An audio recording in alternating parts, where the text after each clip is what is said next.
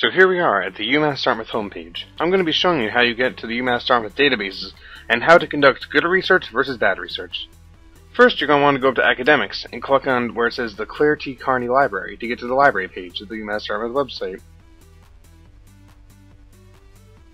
You'll know you're on the library page from all of the links you see below, as well as it saying lib.umassc.edu. Click on Articles and Databases. Once here, you will see a very large list of all the different databases within the UMass Dartmouth database. They go from A to Z, obviously, and you can scroll up and down, or you can click on the letter you're looking for.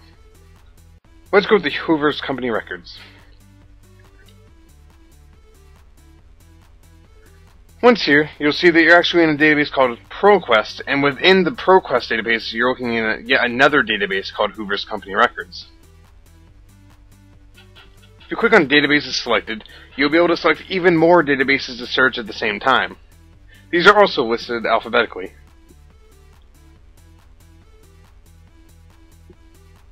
If you select all databases, you will notice that it picks every single database for you to search. But why would you not want to search every database, you might ask? Well, quite simple. Let's say you want to try and find something on the Wall Street Journal, but you necessarily don't want anything from Europe.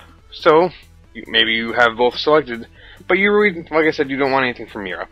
So you go with the Wall Street Journal, you go up and you hit continue. Let's go with all databases for now.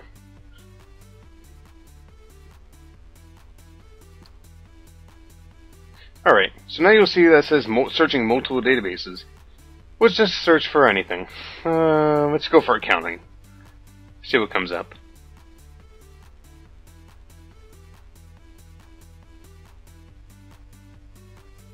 So you'll see that we have a lot of documents, a lot of sources, and there's about almost 1 million different things. So how are we going to know something that's actually going to help us? How are we going to thin this out? Well, the first thing I normally do when searching is I click on Show Only Full Text.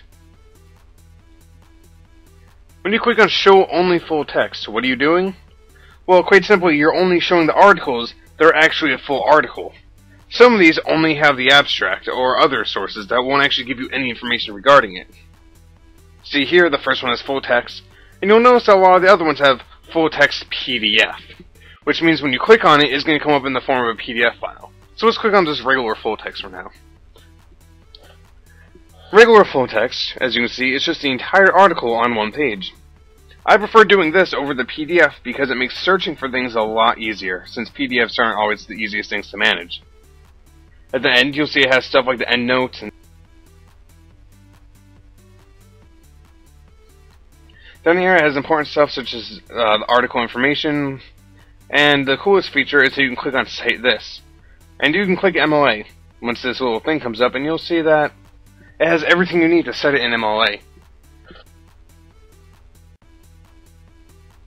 You just want to make sure that it's what your professor actually wants, since some professors or places want you to do something slightly different. So how about stuff that's not necessarily in the database? How can you tell good research from outside the database, such as on Google, from bad? Well, I'm searching Abe Lincoln, and as you can see, there's almost 2 million results on Google. So you're probably wondering, well, if there's too many results, how do I know what's good, how do I know what's bad? Well, I've already gone ahead and went to 3 websites. This is whitehouse.gov, which means it's owned by the United States government. Pretty much any information found on a .gov site is going to be reliable, and it really shouldn't be questioned the legitimacy of all the information given. As you can see, if you scroll up and down, you have a bunch of links to other presidents, some other stuff with current news, other links, and other ways of contacting the government and getting more information regarding this. So, pretty much any .gov website is going to be legitimate. But what about a site like biography.com? It doesn't have .gov in it, and you don't know if it's legitimate at all. So how can you tell if this is going to be a legitimate website or not? Well, the best thing to do is to search the webpage.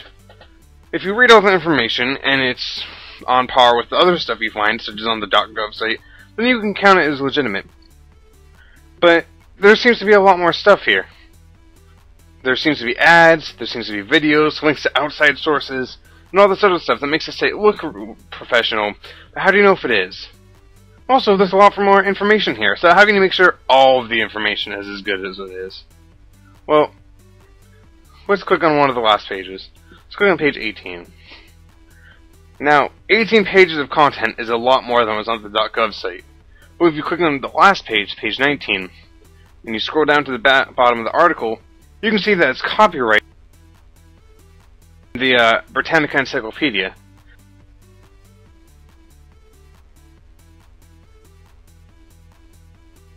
Anyone who has heard of the Britannica Encyclopedia would know as well that it's accredited and has citations within it.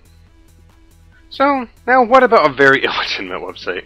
Well, here we are, AbeLincolnRules.com.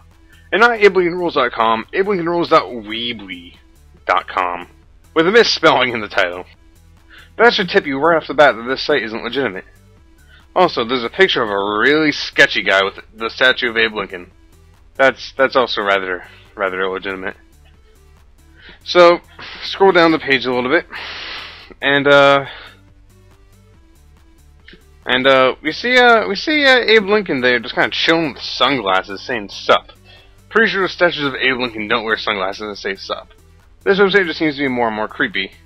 But of course, you come to the bottom of the page, and you see typos everywhere, misspellings, things that aren't actual correct grammar, with absolutely no citations at all. So, Abe Lincoln is the coolest president ever.